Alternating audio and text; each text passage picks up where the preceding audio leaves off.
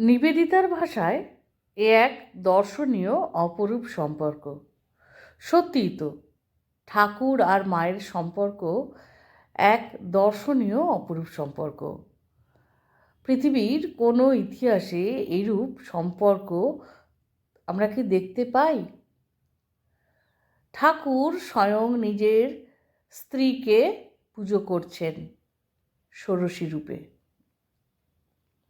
নিজের সমস্ত কিছু তার পায়ে সমর্পণ করলেন, রেখে গেলেন ভাবী কালের করণী রূপে, যিনি থাকবেন মানব কল্যাণে, যিনি থাকবেন সেসব মানুষের জন্য যারা দিকভ্রষ্ট পথভ্রষ্ট হয়ে পড়ে।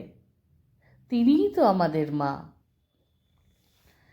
স্বামীজি শ্রীমায়ের পদতলে পরিপূর্ণরূপে আত্মনিবেদন করেছিলেন। শিশু যেমন তার মায়ের কাছে করে, বিচার বিতর্ক যুক্তি প্রশ্নের প্রসঙ্গ সেখানে ছিল অবান্তর। শ্রীমায়ের একটি উক্তি থেকে জানা যায়, একদা স্বামীজি বেদান্ত বিচারে প্রাবল্যে শ্রীমাকে বলেছিলেন, মা, আমার আজকাল সব উড়ে যাচ্ছে, সব দেখছি উড়ে যায়।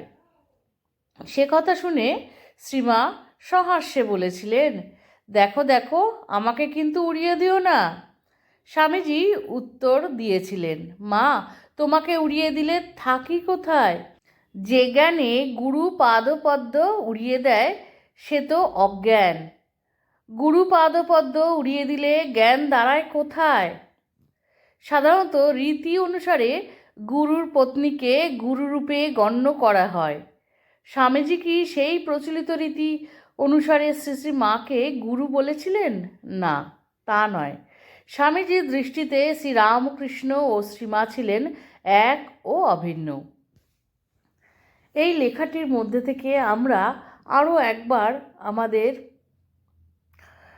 এখন দাঁড়িয়ে স্বামীজির যে চিন্তা ভাবনা তা কতটা যুক্তিযুক্ত তা কিন্তু বুঝতে পারছি।